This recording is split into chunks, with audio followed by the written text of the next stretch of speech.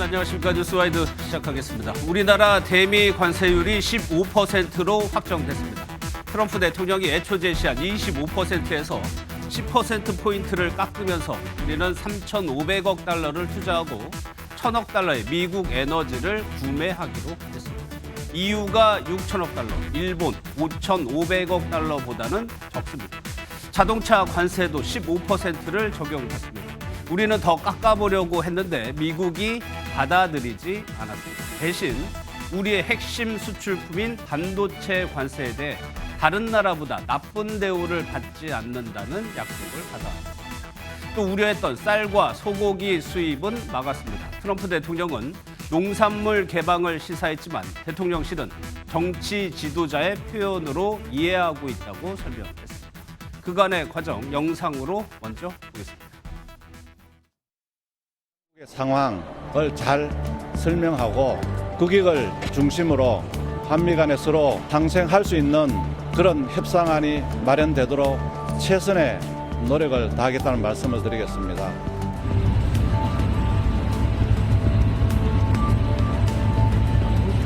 맞아. Had a great weekend. 8월 1일부터 모든 대미 수출 제품에 적용될 예정이었던 상호 관세는 25%에서 15%로 인하하기로 합의하였습니다. 반도체, 의약품 등 앞으로 부과될 가능성 있는 품목 관세에 대해서는 다른 나라에 비해 불리한 대우를 받지 않는 최혜국 대우를 약속받았습니다. 두 분과 이 내용부터 살펴보도록 하겠습니다. 조인철 더불어민주당 의원, 최영두 국민의힘 의원 나오셨습니다. 어서 오십시오. 네, 안녕하십니까. 오늘 미국과 우리가 관세 협상을 마무리했습니다. 핵심적인 내용은 이렇게 정리를 할 수가 있습니다. 관세율은 15%로 10%포인트 떨어졌고 대신에 우리는 상당히 많은 금액의 액수를 투자하거나 구매를 해야 됩니다. 두 분께 먼저 같이 한번 질문 드려볼게요. 여당 대통령실도 그렇고 협상당이 상당히 고생을 많이 했어요. 일단 조 의원께서는 전체적으로 평가를 해보시면 잘 됐다고 보십니까? 최악은 막았다라는 생각이 듭니다. 예.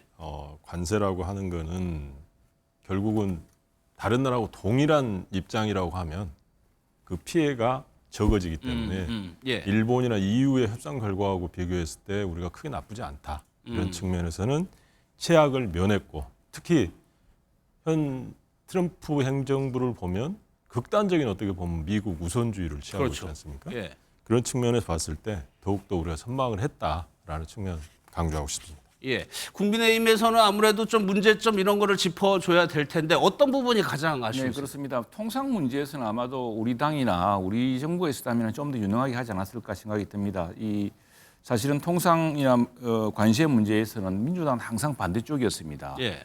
이전에 노무현 대통령 민주당 정부였습니다만 그때 한미 FTA 돼가지고 우리 통상 국가로서 우뚝 서지 않았습니까? 그때 우리 당은 찬성하고 오히려 민주당은 반대하고 그 당시 광우병이니 뭐니 해가지고 큰 국내적인 큰 논란과 진통 그리고 분열과 갈등이 있지 않았습니까? 그런데 지금 만일 이 문제가 우리가 정말 여야 협치로 또 우리가 만일 계속 정부를 가져서 했다면은 훨씬 더 유능하게 할 수 있지 않았을까 싶은데 몇 가지 대목에서 우리가 이제 양보한 것들 예. 이런 것들도 이게 협상이라는 것은 상호적인 것이거든요. 주고받는 예, 거죠. 주고받는 예. 것이고 아마도 조금 이 통상의 현실, 우리 관세의 현실 관세 지금 세계가 변하고 있는 이 관세 협상의 현실보다 직시하고 초기부터 좀 더 대응했더라면은 조금 더 유능하게 하지 않았을까 이런 생각이 듭니다. 그러면 송원석 비대위원장이 좀 시안에 쫓겨서 좀 많이 양보한 거 아니냐 이런 평가를 내놨던데 그 부분을 좀 지적하시는 거예요? 네, 이제 그렇습니다. 그 부분들은 이제 하나하나 이제 나중에 분석을 해보면 되겠죠. 예. 분석을 이제 보게 되겠고 이것은 아마도 이게 이제 끝이 아니고 또 양국 계속 정상이 이어지겠죠. 예. 만나서 그 중에 행간에 숨긴 어떤 일들이 툭툭 튀어나올 수가 있을 겁니다. 그때 잘 대비를 해야겠죠. 예. 예. 그 시간이 쫓겨서 했다라는 이야기는 어폐가 상당히 있는 것 같습니다. 예. 그러니까 결과를 보면 시간에 쫓겨서 우리가 많이 진 거는 아닌 것 같고 다른 나라에 비교해 봤을 때 특히 시안이 쫓기게 실제로 시안이 쫓겼다 하더라도 시안이 쫓기게 만든 원인 제공자는 야당입니다. 당시에 제대로 했어야 되는 거거든요. 그때 대응을 전혀 정부 차원에서 대응을 못 하고 있다가 예.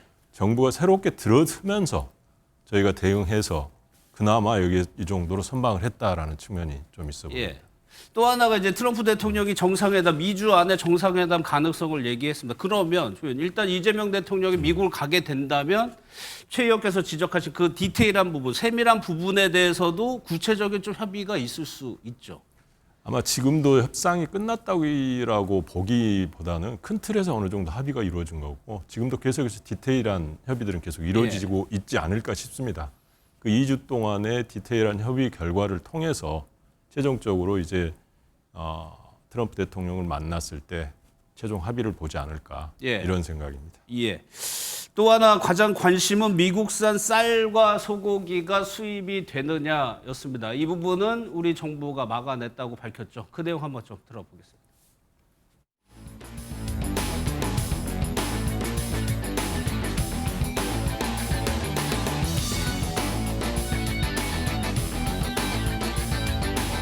농축산물에 대한 미처가의 비관세 장벽 축소 및 시장 개방 확대가 강하게 있었던 것은 사실입니다.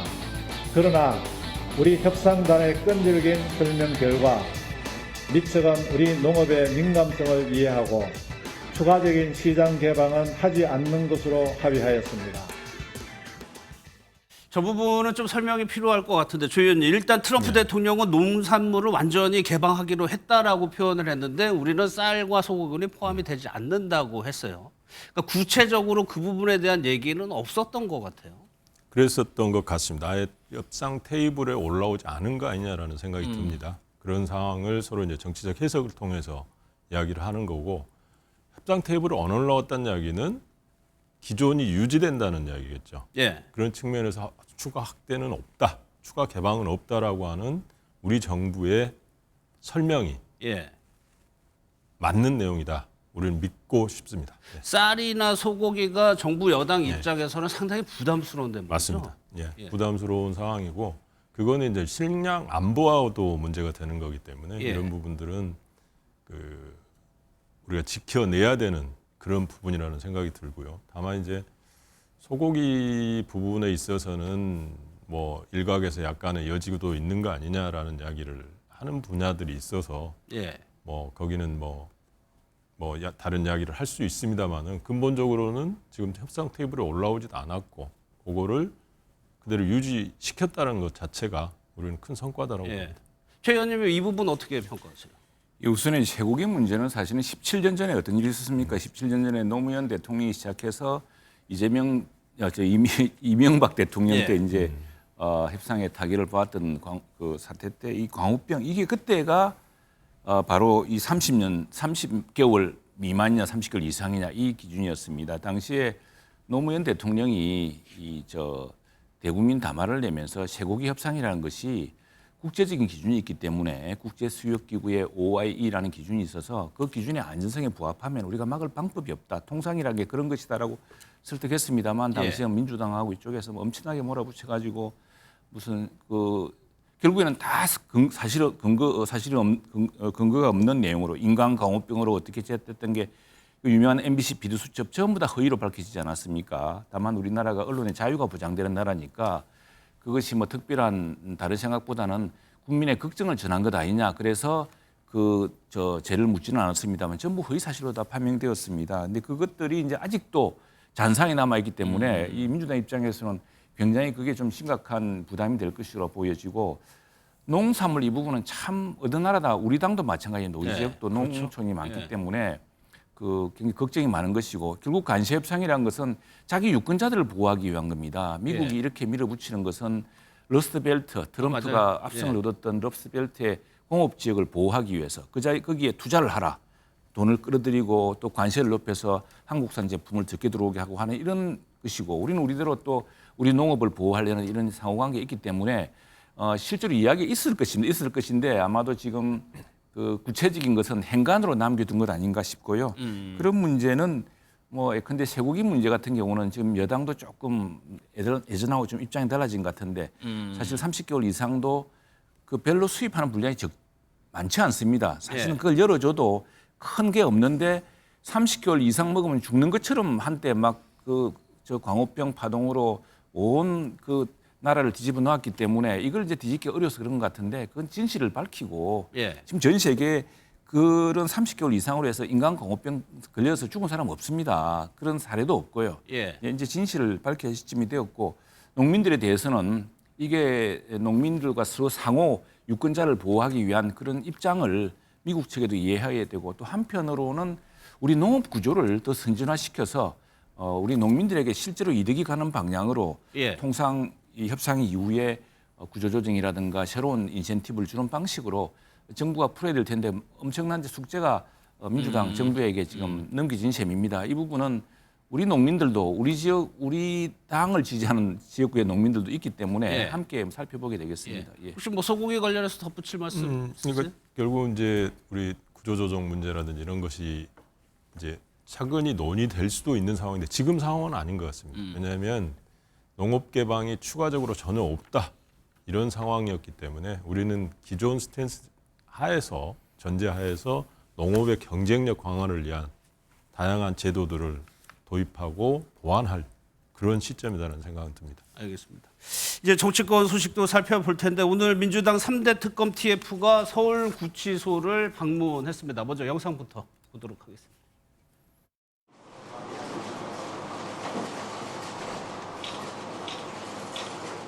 혼자서 특혜를 누리는 게 아닌가 이런 부분에 대한 많은 의혹이 있습니다. 그래서 구치소 현장도 저희들이 직접 검증을 해서 이 부분에 대한 의혹도 확인을 해보고자 합니다. 구치소가 제 할 바를 역할을 하고 있는지 아니면 부당한 특혜를 제공하고 있는지 낱낱이 저희들이 확인을 하겠습니다.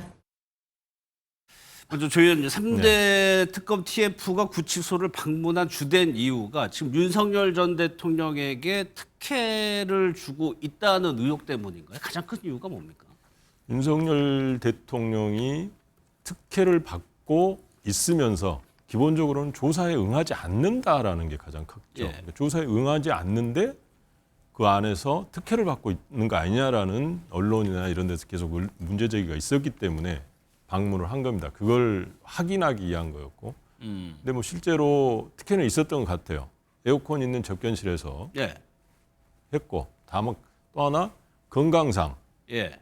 뭐 이야기를 해서 조사에 불응을 했는데 건강상 그거는 문제가 없다라는 게 의료팀이 이야기한 구치소에서 밝혔죠. 구치소에서 오늘. 밝혔습니다. 예. 그래서 이거는 뭐 어떻게 보면 윤석열 대통령이 스스로 만든 조사에 응하지 않는 예. 것 때문에 민주당이 가서 확인하고 하는 그런 상황이 발생한 것 같습니다. 예.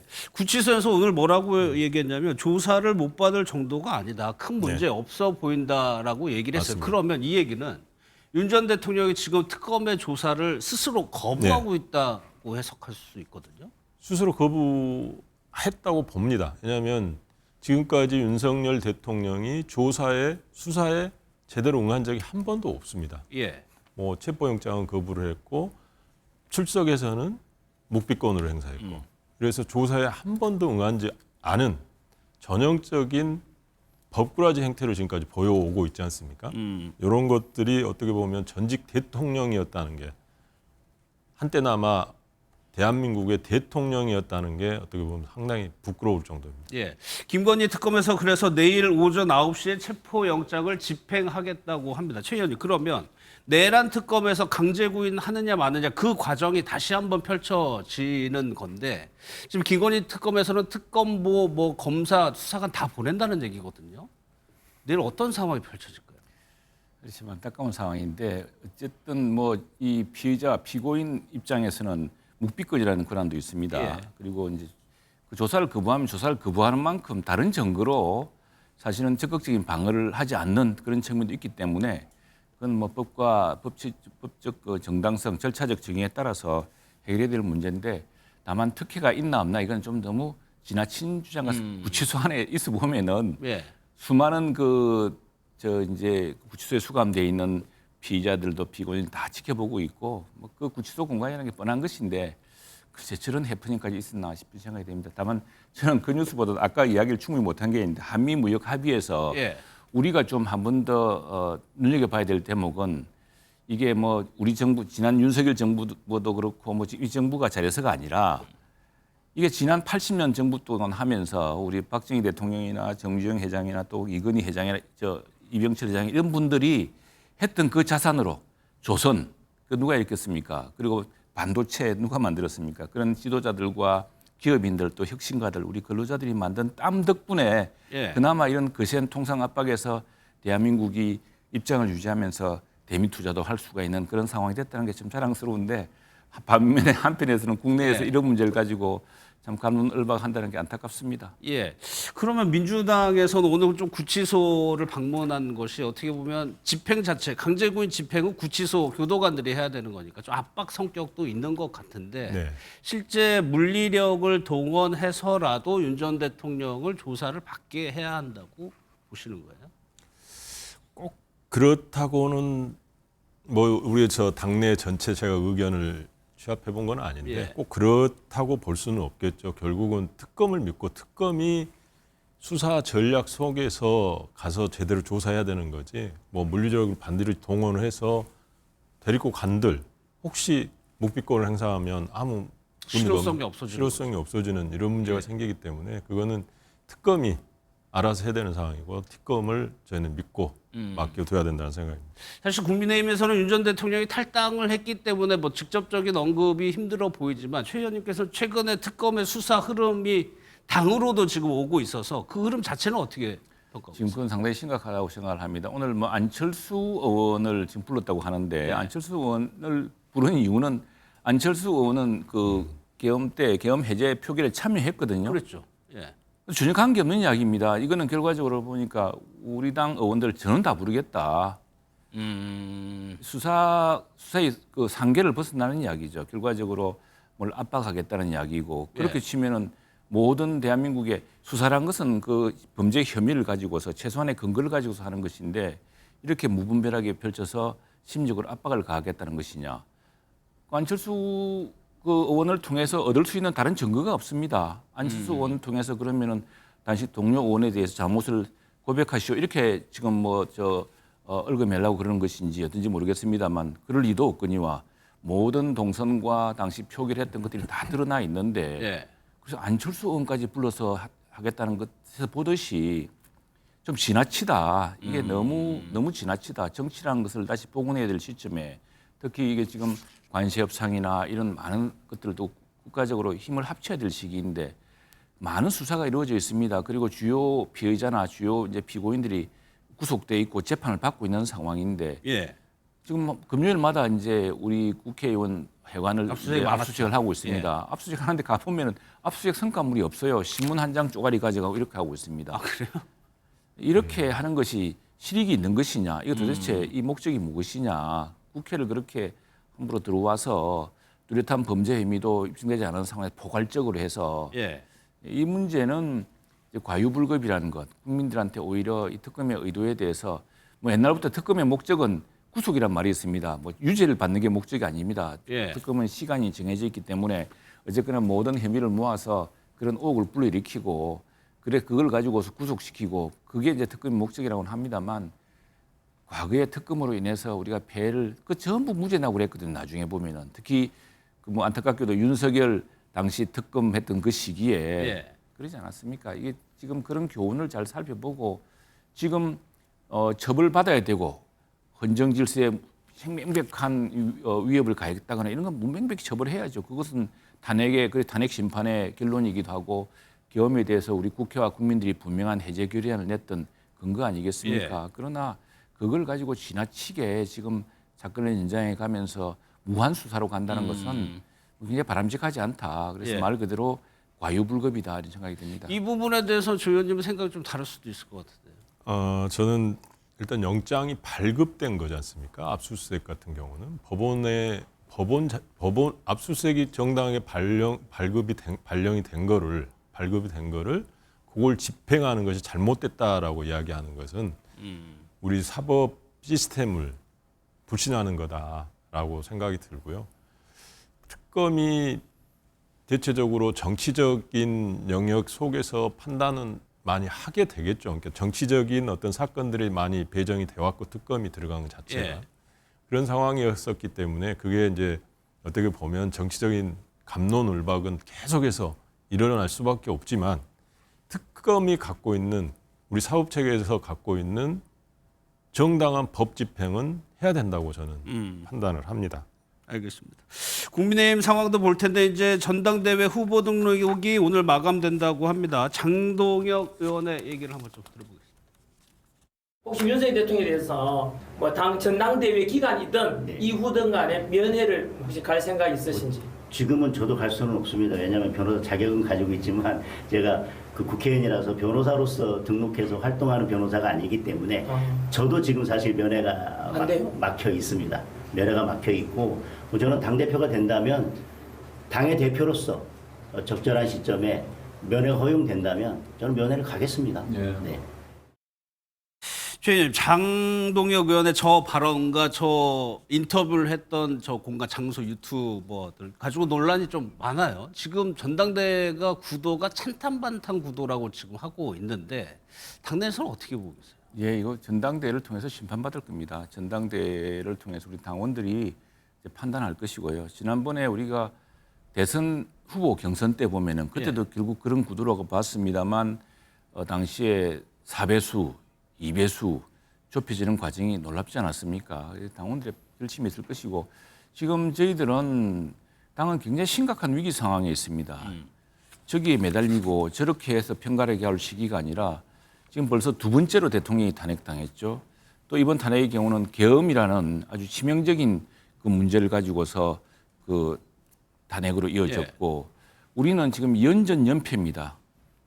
지난번 대통령 선거 지방선거에 간신히 이겨서 이 당시를 회복하는 듯 했습니다만 또 국회의원 선거에서 참패를 했고 또 탄핵을 당했고 또 대통령 선거에서 또 참패를 했고 또 지방선거 1납으로 다가 있는데 이 선거까지 지면은 정말 당은 진짜 두 번째 아주 회복하기 힘든 위기에 빠질 겁니다. 그래서 이번 전당대회는 어떻게 이 우리 정당의 역사 지난 80년 역사 통해 보면은 공과가 과도 있지만 공도 분명한 정당이고 우리 당원들의 자긍심이 매우 높은데 이렇게까지 참담한 상황으로 만들어놔에 대한 그 반성과 책임에 그리고 변화의 전당대, 혁신의 전당대가 되어야 될 거라 생각합니다. 저는 그런 기대를 하고 있고 지금 그 와중에 이제 이런 것들이 자꾸 뉴스가 되고 합니다만 우리 당원들의 판단은 다를 거라고 생각합니다. 지난 역대 우리 전당대회를 보면은요, 전부 언론의 이 프레임이라든가 또는 우리 뭐 심지어 국회의원들의 다수의 판단, 이른바 주류 국회의원들의 판단하고 다른 결과들이 나왔습니다. 근데 뭐 이준석 당대표가 최연소 당대표 됐다는 그 당시에 쟁쟁한 중지들이 다 나왔거든요. 그런 거라든가 다음에 또 어느 시기에는 특정인을 당대표로 만들기 위해서 정말 권력이 총동원된 적이 있습니다. 연판장을 돌리고 그래도 간신히 그 당대표가 된 반면에 그 뒤에는 또 누구를 못하게 하려고 또 그때도 마찬가지의 그 동원령이 있었지만은 국민들은 오히려 그 주류가 또 그리고 용산에서 반대하던 그 당대표를 당당하게 뽑아줬던 64%로 뽑아줬습니다. 그런 것들을 보자면은 지금 저희들은 뭐 그런 유튜브 몇 사람이 입김에 당원들의 판단이 흔들릴 거라고 생각하지 않습니다. 그리고 이 당원들은 지난 80년 대한민국을 어쨌거나 이끌어오고 이만큼 성장시킨 핵심 정당인데 이 정당이 왜 이렇게 되었냐에 대한 아주 그 부끄러운 심정. 그 부끄러움은 사실은 우리 국회의원들의 몫이고 우리 지도자의 몫인데 우리 당원들이 그 참담함을 느끼고 있거든요. 그 참담함을 풀기 위해서라도 우리가 다시 지난 80년 동안 이루어왔던 그런 우리 역할들, 우리 선배들의 역할들 이런 것들을 다시 인정받고 그런 연장선상에서 통상협상이든 또 장차 대한민국 역할이든 이런 것들을 다시 제대로 세우기 위해서 누가 이 정당을 다시 이렇게 세울 것이냐, 누가 제대로 반성하고 누가 제대로 책임을 지고 다음 지방선거에서 승리할 수 있는 정당의 꼴을 만들 것이냐 이런 판단이 더 중요할 거라 생각합니다. 그럼 조 의원님께서도 이제 뭐 여당의 카운터 파트너가 이제 생기는 겁니다. 어떻게 지금 국민의힘 전당대회를 보고 계세요? 참 안타깝죠. 국민의힘 그 전당대회라고 하는 것도 그러니까 우리 정당사에서 보면 정치가 안정됐을 때는 여야가 협치를 잘하고 했을 때 전국이 안정되면서 대한민국 결국은 발전하는 모습을 보이지 않았겠습니까? 그런 측면에서 보면 국힘당이 지금 보여주고 있는 모습들은 전혀 국민들의 기대와는 다르다는 겁니다. 예를 들면 지금 당심과 민심이 상당히 좀 약간 달라 보입니다. 그러니까 당심은 지금 김문수 후보 쪽에 더 많이 가 있다고 예. 이야기를 되고 민심은 우리 조경태 의원 쪽에 더 무게를 실어주는 것 같은 이런 모습들이 보이는데 결국은 적극적으로 관여해오는 당심층, 이 층들이 누구냐라는 겁니다. 결국 이분들이 결국은 최종적으로 국민의당 대표를 선출하고 결정을 하게 될 텐데 이 당심이라고 지금 표출되는 분들이 대체적으로 보면 친윤, 친길, 그다음에 반탄파 세력들이라는 겁니다. 예. 이 세력들이 주축이 돼서 대표를 옹립을 했을 때 그 대표가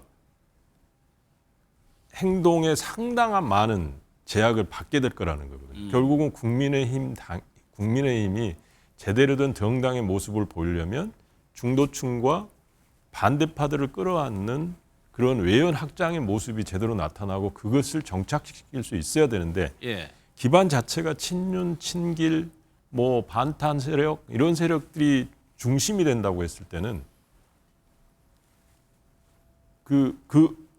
국민의당이 국민의힘이 제대로 된 방향을 설정해서 나가기는 어려울 거다. 결국은 대표가 선정이 되면 그 대표가 가장 먼저 해야 될 거는 지금 흐트러져 있는 당을 추스려야 되는 거고 예. 그 추스르기 위해서 첫 번째 해야 될 일들이 아마 개혁이라는 작업을 들어갈 겁니다. 그 개혁이 제대로 될 것이냐, 제대로 된 방향으로 될 것이냐라는 문제거든요. 지금 중심으로 되어 있는 이런 중심이 아닌 반대파들을 숙청하는 식으로 개혁이라는 명분으로 이루어진다고 하면 예. 정말 안타까운 현실이 또 한 번 일어나게 돼서 우리 정당사, 우리 정치사에 큰 비극이 될 수 있다는 생각이 듭니다. 알겠습니다. 두 분과는 여기서 마무리하도록 하겠습니다. 고맙습니다.